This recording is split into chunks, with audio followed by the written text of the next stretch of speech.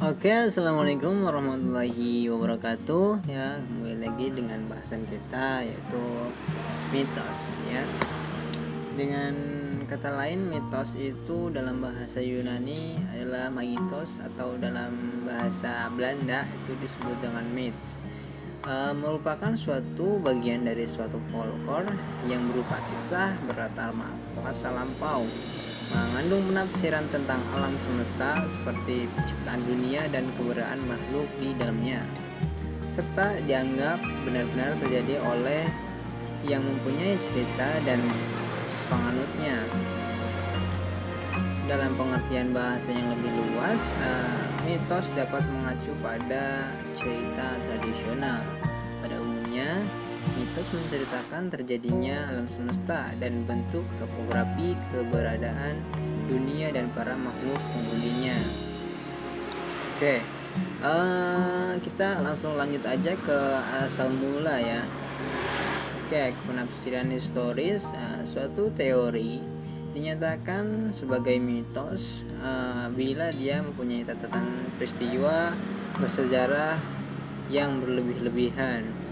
Menurut teori ini, menutur cerita berlebih-lebihkan peristiwa sejarah secara terus-menerus sampai akhirnya figur dalam sejarah tersebut memperoleh status setara dewa. Misalnya, mungkin seseorang boleh berpendapat bahwa mitos dewa angin Aeolus berasal dari sejarah mengenai raja yang mengajarkan cara menggunakan layar dan menafsirkan arah angin kepada rakyatnya. Herodotus abad ke-5 sebelum Masehi dan Prodikos mengklaim hal semacam ini.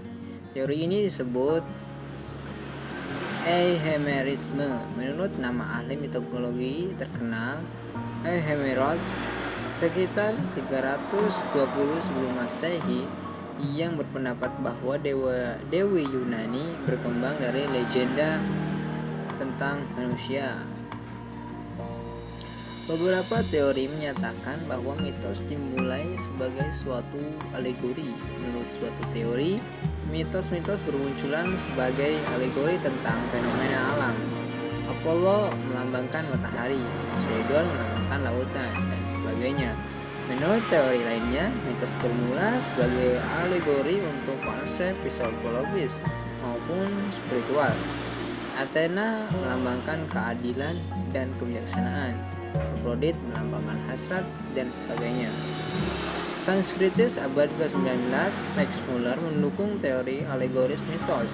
Ia meyakini bahwa mitos bermula sebagai deskripsi alegoris mengenai keadaan alam, tapi perlahan-lahan diinterpretasikan secara harfiah. Misalnya, secara puitis, laut digambarkan sebagai sesuatu yang penuh gejolak, sehingga laut diyakini sebagai dewa yang mengamuk.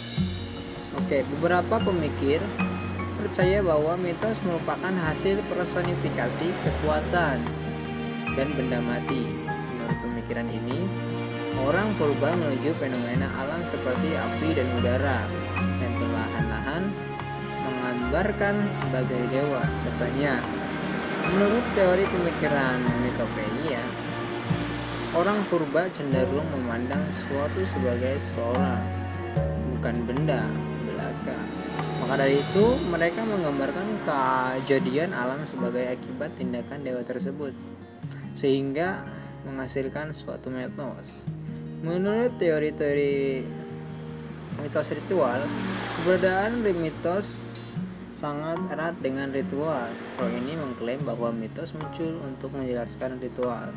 Klaim ini pertama kali dicetuskan oleh sarjana biblikal William Robertson Smith. Menurut Smith, orang-orang mulai melaksanakan suatu ritual untuk alasan tertentu yang tidak ada hubungannya dengan mitos. Kemudian, setelah mereka melupakan alasan sebenarnya mengenai pelaksanaan tersebut, mereka mencoba melestarikan ritual tersebut dengan menciptakan suatu mitos dan mengklaim bahwa ritual tersebut dilaksanakan untuk mengenang kejadian yang diceritakan dalam mitos. Antropolog James Frazer memiliki teori yang sama.